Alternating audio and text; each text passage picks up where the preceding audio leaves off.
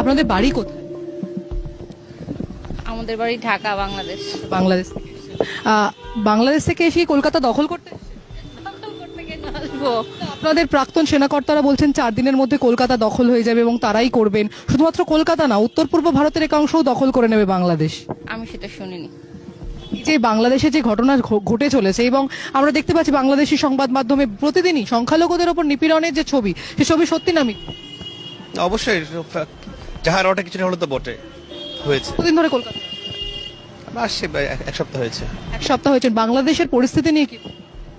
না, বাংলাদেশে এই মুহূর্তে যেটা হচ্ছে সেটা অবশ্যই অনভিপ্রেত, কারণ ভারত আমাদের মহান মুক্তিযুদ্ধের সময় থেকে অকৃত্রিম বন্ধু। তো এই যেহেতু আমাদের তিন দিকে ভারত, তো আমাদের এই এই প্রতিবেশী ছাড়া আসলে পারস্পরিক আমাদের যে বন্ধুত্ব সম্পর্ক, এটা যে কোনো ভাবেই ঠিক রাখা উচিত। এবং যারা এই অস্থিতি পরিস্থিতি সৃষ্টি করছে, আমি বলবো তারা আসলে ভিন্ন উদ্দেশ্যে করছে।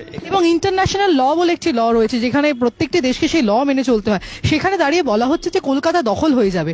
এই বিষয়টা আপনারা কিভাবে দেখছেন? যারা বুদ্ধি রয়েছে, যাদের যাদের কথা আপনি বললেন যে একাংশ করছে, বাকি একাংশ আপনারা কি করছেন? না, অবশ্যই এটা তো প্রতিবাদ জানাচ্ছেন? ডেফিনেটলি প্রতিবাদ জানানো হচ্ছে। সবচেয়ে বড় কথা হচ্ছে যে এখানে আপনার যারা এটা করছে তারা তো নীতি নির্ধারণী পর্যায়ের কেউ না। আমাদের বর্তমান যে সরকার রয়েছে তারাও কিন্তু এই ব্যাপারে তার বন্ধুত্ব কথা বলছে। এক শ্রেণীর প্রতিক্রিয়াশীল মানুষ যারা চাচ্ছে যে ঘোলা পানিতে মাছ শিকার করতে, বা 71-এর পরাজিত শক্তি যারা, হ্যাঁ, পাকিস্তানকেই তাহলে সরাসরি ডেফিনেটলি তাদের যারা তারাই আসলে চাচ্ছে না যে ভারত বাংলাদেশে এই বন্ধুত্ব অটুট থাকুক। ওই প্রতিশোধ তারা নিতে চাচ্ছে আর কি।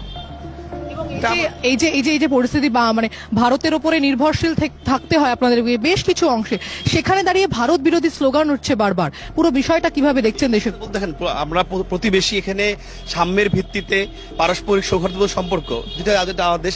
অবশ্যই এই ভারতের প্রতি আমরা চিরকৃতজ্ঞ। তারা আমাদেরকে মুক্তিযুদ্ধের সময় 2 কোটি আমাদের উদ্বাস্তুদের আশ্রয় দিয়েছেন, আমাদের মুক্তিযুদ্ধে সহায়তা করেছেন। এই কৃতজ্ঞতা বোধটা অবশ্যই আমাদের যারা প্রকৃত শান্তিপূর্ণ নাগরিক তাদের মধ্যে রয়েছে। তো আমরা এই সম্পর্কটা সারা জীবন রাখতে চাই। যারা এখন উদ্ভূত পরিস্থিতিতে, এই বিগত সরকারের পতনের পরে একটা মানে ভোলাটাইল সিচুয়েশন হয়েছে, এই পরিস্থিতির সুযোগ নিয়ে তারা চাচ্ছে যে 71 যারা হেরেছিল এই প্রতিশোধে সেই তারা চেষ্টা করছে এই অস্থিতিশীল সৃষ্টি করার জন্য। এই আওয়ামী লীগ তাদের কর্মী সমর্থক তারা কেমন রয়েছেন? তারাও কি হিন্দুদের মতন বা খ্রিস্টানদের মতন নিপীড়িত হচ্ছেন? ডেফিনেটলি হচ্ছে। এটা তো সবচেয়ে বড় হচ্ছে এখানে আগে যেমন একটা কন্ট্রোল ছিল, ওভারঅল সবকিছু স্থিতিশীলতা ছিল। 15 বছরে একদিনের জন্য ক্লাস পরীক্ষা বন্ধ। ছাত্র আন্দোলন সম্ভবত সেই জন্যই হয়েছিল যে পুরো বিষয়টা সিস্টেমেটিক হওয়ার জন্য। এই যে অগ্নিমূল্য, বাজারের যে অগ্নিমূল্য, দাম বৃদ্ধি, সবকিছুটা কন্ট্রোল করার জন্যই আপনাদের ছাত্র আন্দোলন হয়েছিল। এবং তার যে প্রতিফলন, সেটা কি কোনো জায়গায় কি নেগেটিভ জায়গায় দাঁড়িয়ে? না, অবশ্যই বাস্তবতা কিন্তু সেটা দেখা যাচ্ছে না। কারণ হচ্ছে আপনার জনজীবনের যে যানবাহনের নিরাপত্তা, মানুষ কি চায় সবচেয়ে যানবাহন নিরাপত্তা, সেইটা অনেক ক্ষেত্রেই মানে ম্যাক্সিমাম ক্ষেত্রে ব্যাহত হচ্ছে। যানবাহনের নিরাপত্তাটা প্রাইম ফ্যাক্টর এখানে। ল অ্যান্ড অর্ডার, আমি বলবো যে টোটাল ক্যাওয়াস এই মুহূর্তে।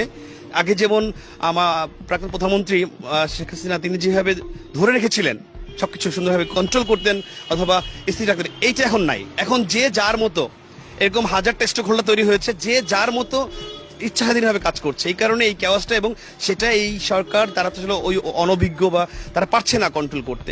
এটা বাস্তব।